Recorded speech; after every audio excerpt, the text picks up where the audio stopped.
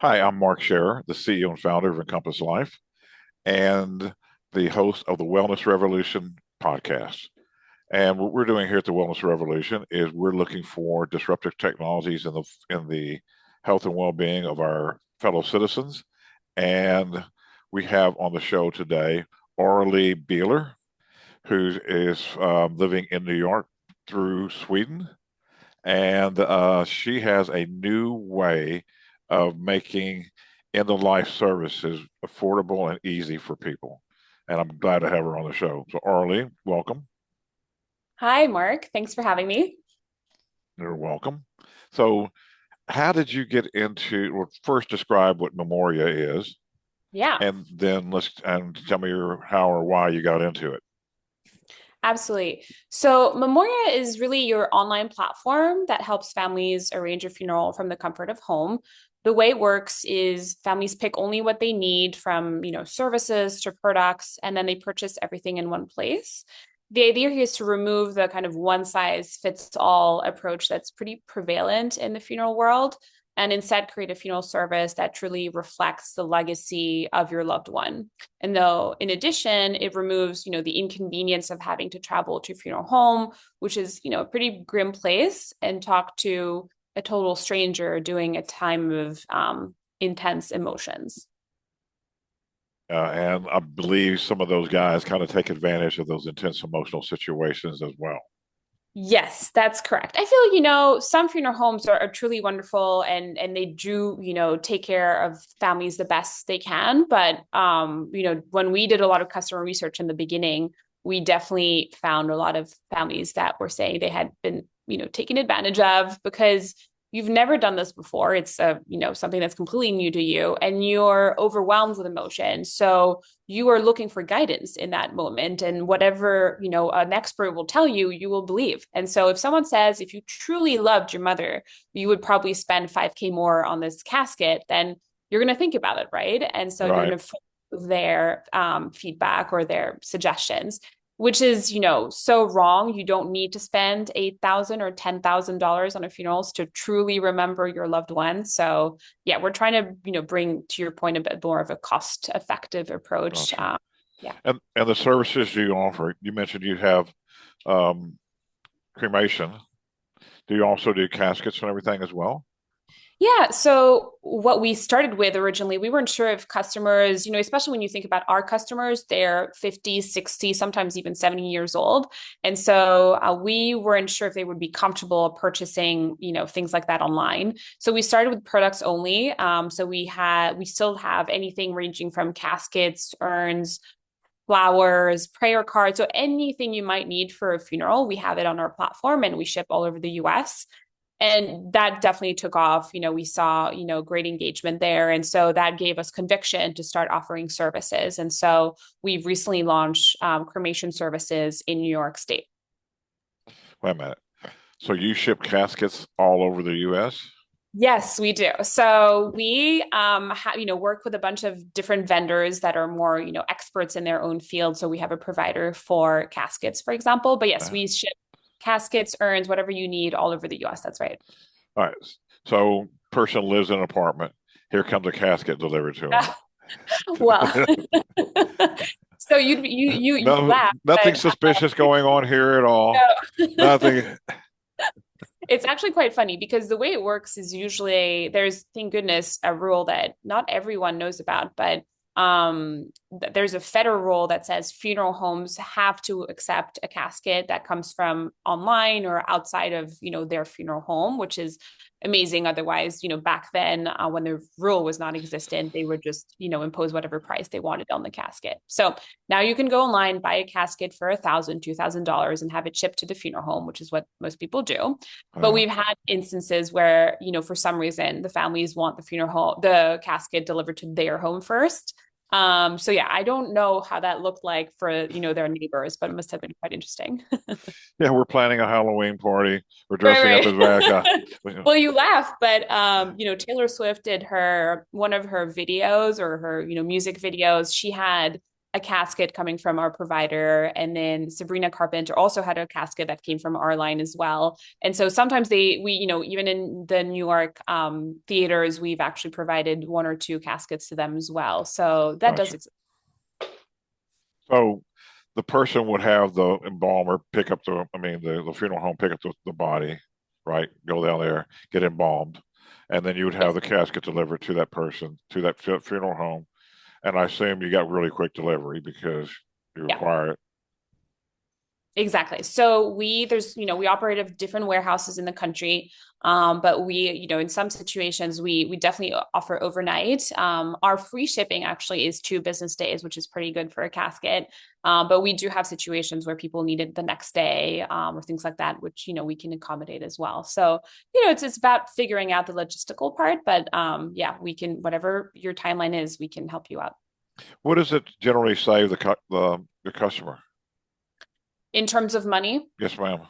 Yes. So, it's definitely compared to funeral home prices, it's half price most of the time. So, and that's just because we don't have as much intermediaries as they do. And then the second aspect is we don't have, rent and labor and all of these, costs that the funeral home has. So, when you think about a funeral home's business, their margin on labor and things like that is pretty thin. So where are they going to make margin? It's on product, which is why this product is so expensive versus if as a customer you buy it online, you can find it for, I will say half the cost. Yeah.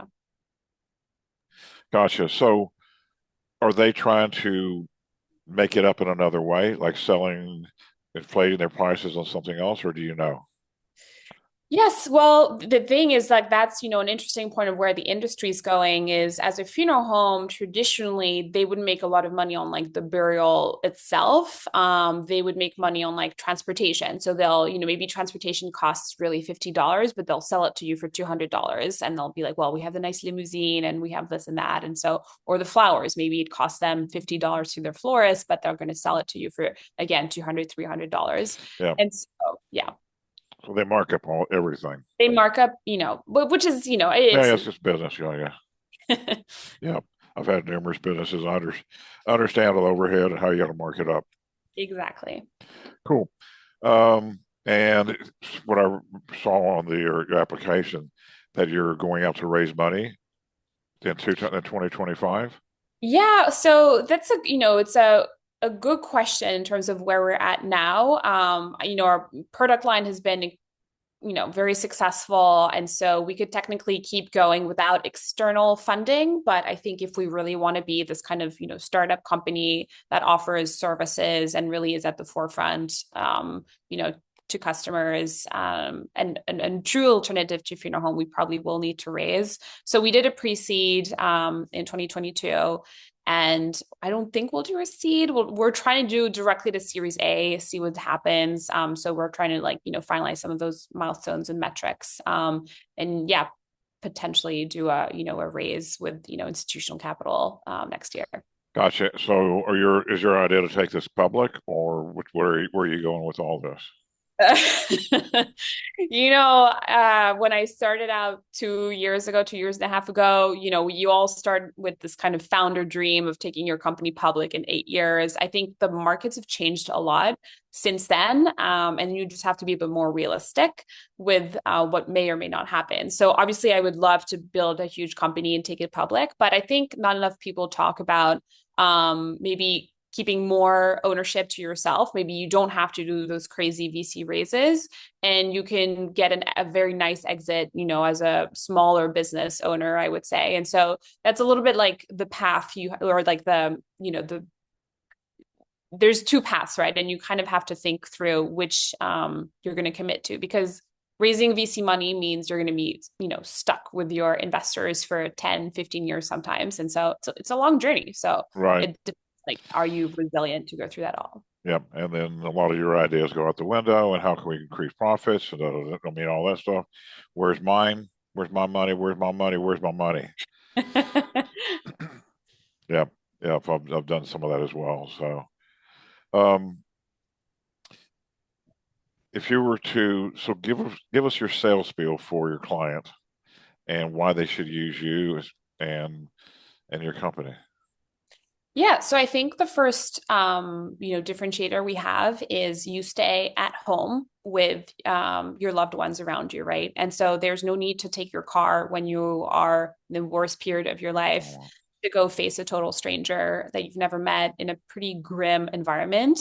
You really are at home doing everything online, which is so convenient and even more convenient when you think that, Gen X or people who are like 56 years old, they have a professional career all over the US these days. There's not this concept of I live with my mother and my father, or I live close to my mother and father, right? It's very possible that you're an investor in Silicon Valley and your mother is in Florida, for example. And so people have completely lost touch with their cities, their neighborhoods, and so they would have no idea who to contact.